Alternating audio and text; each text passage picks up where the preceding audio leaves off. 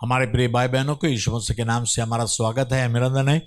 इस बाइबल वाचन का आपको हम स्वागत करते हैं। आइए हम प्रार्थना करें। पवित्र परमेश्वर, तेरा वचन जो हमें मार्गदर्शन करता है प्रभु, दिया के समान है। आज भी वचन नामक दिया से, दीपक से हमारे जीवन को उजियाला कर दे, यीशु मसीह के नाम से आमीन। लेवी 19वां अध्याय। फिर यहोवा ने मूसा से कहा, इस्राएलियों की सारी मंडली से कह कि तुम पवित्र बने रहो, क्योंकि मैं तुम्हारा परमेश्वर यहोवा पवित्र हूं। तुम अपनी अपनी माता और अपनी अपनी पिता का भय मानना और मेरे विश्राम दिनों को मानना। मैं तुम्हारा परमेश्वर यहोवा हूं। तुम मूर्तों की ओर न फिरना और देवताओं की प्रतिमाएं डालकर न बना लेना। मैं तुम्हारा परमेश्वर यहोवा हूं। जब तुम यहोवा के लिए मेल बलि करो, तब ऐसा बलिदान करना जिसमें से तुमसे प्रसन्न हो जाऊं।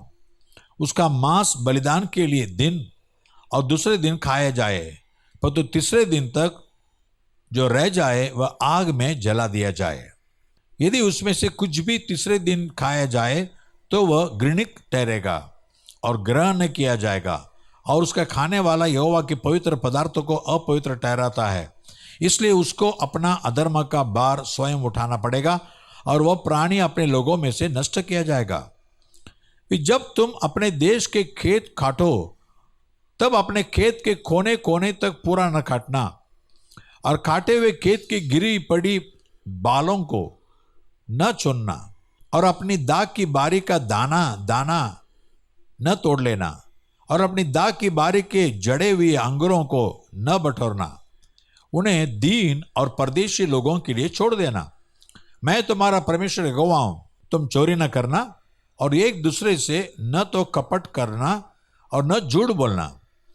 तुम मेरे नाम की झूठी शपथ खाके अपने परमेश्वर का नाम अपवित्र न ठहराना। मैं यहोवा हूं। एक दूसरे पर अंधेर न करना और न एक दूसरे को लूट लेना। मजदूर की मजदूरी तेरे पास सारी रात सवेरे तक न रहने पाए। बहरे को साप न देना और न अंधे के आगे ठोकर रखना, और अपने परमेश्वर का भय मानना। मैं यहोवा हूं।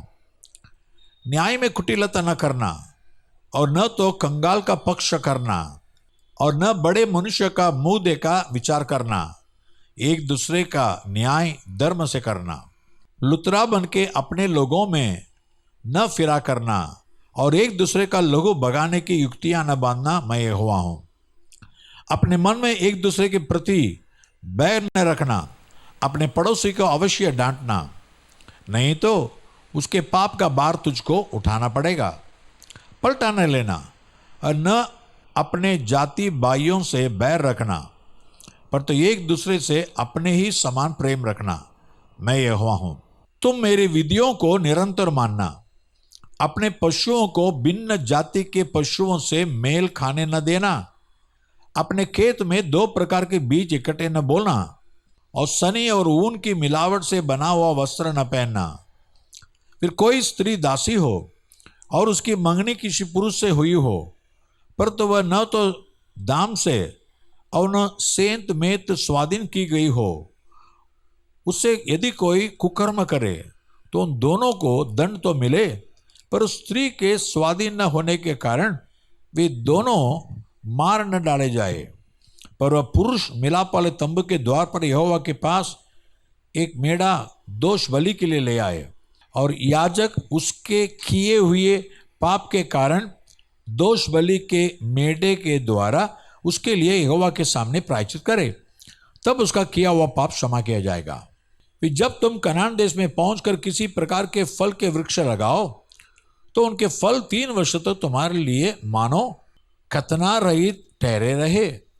इसलिए उनमें से कुछ न खाया जाए, और 4थे वर्ष में उनके सब फल यहोवा की स्तुति करने के लिए पवित्र ठहरे।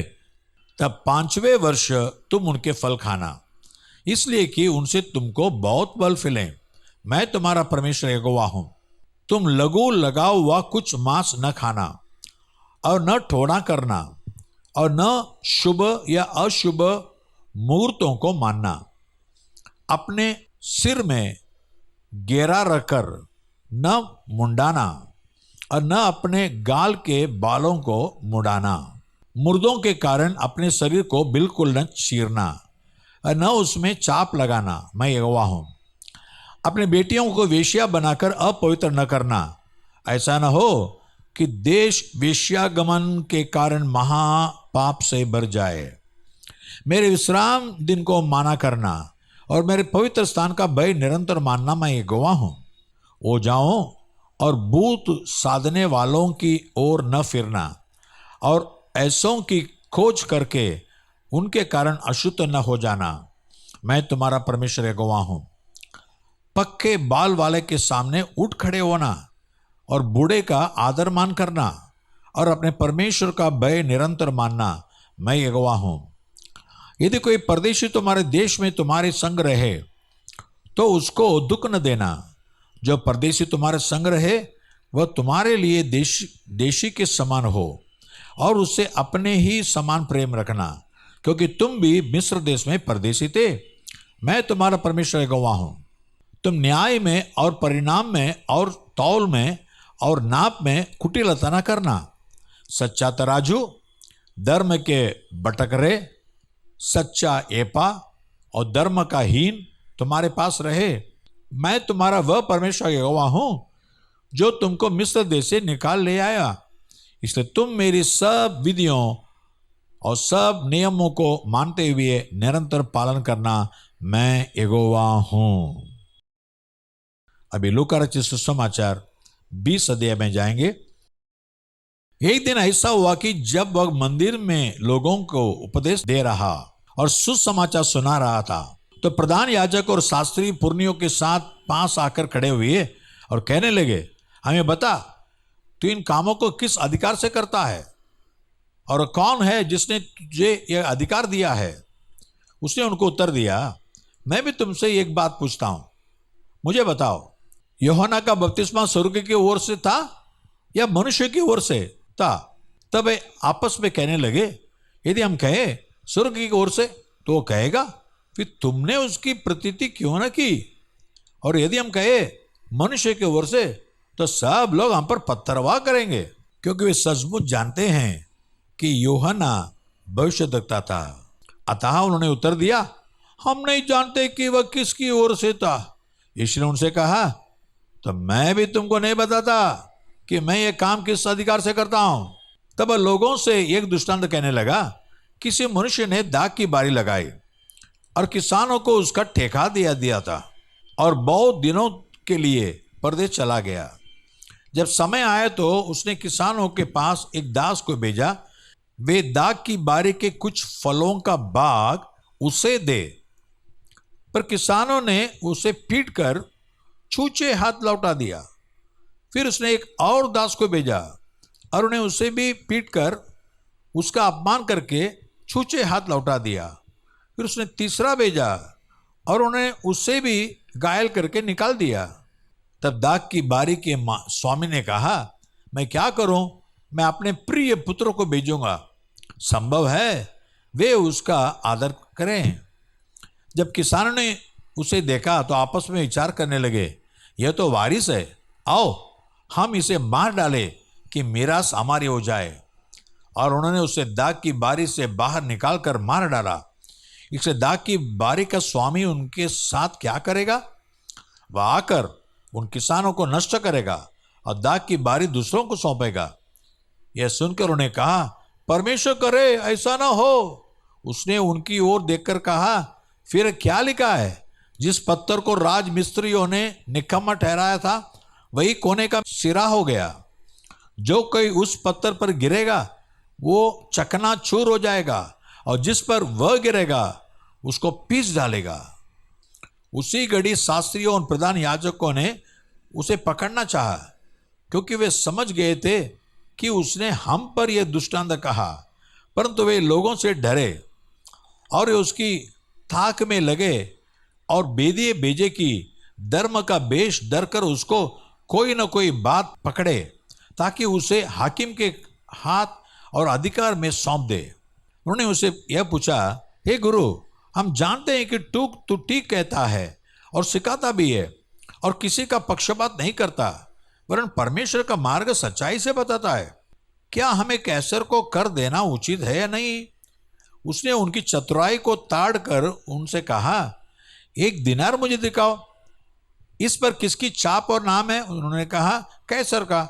उसने उनसे कहा, तो जो कैसर का है वह कैसर को दो, और जो परमेश्वर का है वह परमेश्वर को दो। वे लोगों के सामने इस बात में उसे पकड़ न सके, वरन उसके उत्तर से अचंभित होकर चुप रह गए। फिर सदुकी जो कहते हैं कि मरे हुओं का जी उठना है ही नहीं, उनमें से कुछ ने उसके पास आकर पूछा, हे गुरु, मूसा ने हमारे लिए लिखा है, यदि किसी का भाई अपनी पत्नी के रहते हुए बिना संतान का मर जाए तो उसका भाई उसकी पत्नी से विवाह कर ले और अपने भाई के लिए वंश उत्पन्न करे। 7 भाई थे। पहला भाई विवाह करके बिना संतान मर गया, फिर दूसरे और तीसरे ने भी उस स्त्री से विवाह कर लिया। इसी रीति से 7 बिना संतान मर गए। अंत में वह स्त्री भी मर गई। इसलिए जी उठने पर वह उनमें से किसकी पत्नी होगी, क्योंकि वह 7 की पत्नी हो चुकी थी। ईश्वर ने उनसे कहा, इस युग की संतानों में तो विवाह होता है, पर जो लोग इस योग्य ठहरेंगे कि उस युग को और मरे हुए में से जी उठने को प्राप्त करे, वे न विवाह करेंगे और न विवाह में दिए जाएंगे। वे फिर मरने के भी नहीं, क्योंकि वे स्वर्गदूतों के समान होंगे और पुनरुद्धान की संतान होने से परमेश्वर की भी संतान होंगे। परंतु इस बात को कि मरे हुए जी उठते हैं, मूसा ने भी जाड़ी की कथा में प्रकट की है कि वह प्रभु को अब्राहम का परमेश्वर और इसहाक का परमेश्वर और याकूब का परमेश्वर कहता है। परमेश्वर तो मुर्दों का नहीं, परंतु जीवितों का परमेश्वर है, क्योंकि उसके निकट सब जीवित है। तब यह सुनकर शास्त्रियों में से कुछ ने यह कहा, हे गुरु, तूने अच्छा कहा। और उन्हें फिर उससे कुछ और पूछने का हियाब न हुआ। फिर उनसे पूछा, मसीह को दाऊद की संतान कैसे कहते हैं? दाऊद आप भजन संहिता की पुस्तक में कहता है, प्रभु ने मेरे प्रभु से कहा, मेरे दाहिना बैठ, जब तक कि मैं तेरे बैरियों को तेरे पांवों के तले न कर दूं। दाऊद तो उसे प्रभु कहता है, तो फिर वह उसकी संतान कैसे ठहरा? जब सब लोग सुन रहे थे तो उसने अपने चेलों से कहा, शास्त्रियों से चौकत रहो, जिनको लंबे लंबे वस्त्र पहने हुए फिरना अच्छा लगता है और जिन्हें बाजारों में नमस्कार और आराधनालय में मुख्य आसन और बोझ में मुख्य स्थान प्रिय लगते हैं। वे विधवाओं के घर खा जाते हैं और दिखाने के लिए बड़ी देर तक प्रार्थना करते रहते हैं। ये बहुत ही दंड पाएंगे। प्रकाशित वाक्य 15 अध्याय। फिर मैंने स्वर्ग में एक और बड़ा और अद्भुत चिन्ह देखा, अर्थात 7 स्वर्गदूत जिनके पास 7 अंतिम विपत्तियां थी, क्योंकि उनके समाप्त हो जाने पर परमेश्वर का प्रकोप का अंत है। तब मैंने आग मिले हुए कांच का सा एक समुद्र को देखा, और जो लोग उस पशु पर और उसकी मूर्ति पर और उसके नाम के अंग पर जयवंत हुए थे, उन्हें वह कांच के समुद्र के निकट परमेश्वर की वीणाओं को लिए हुए खड़े देखा। वे परमेश्वर के दास मूसा का गीत और मेमने का गीत गा गाकर कहते थे, हे सर्वशक्तिमान प्रभु परमेश्वर, तेरे कार्य महान और अद्भुत हैं। हे युग युग के राजा, तेरी चाल ठीक और सच्ची है। हे प्रभु, कौन तुझसे न डरेगा और तेरे नाम की महिमा न करेगा, क्योंकि केवल तू ही पवित्र है। सारी जातियां आकर तेरे सामने दंडवत करेंगी, क्योंकि तेरे न्याय के खाम प्रकट हो गए हैं। इसके बाद में देखा कि स्वर्ग में साक्षी के तंबू का मंदिर खोला गया, और वे 7 स्वर्गदूत जिनके पास 7 विपत्तियां थी, मलमल के शुद्ध और चमकदार वस्त्र पहने और छाती पर सोने की पट्टियां बांधे हुए मंदिर से निकले, तब उन चारों प्राणियों में से एक ने उन 7 स्वर्गदूतों को परमेश्वर जो युगानुयुग जीविता है के प्रकोप से भरे हुए सोने के 7 कटोरे दिए, और परमेश्वर की महिमा उसके सामर्थ्य के कारण मंदिर धुएं से भर गया।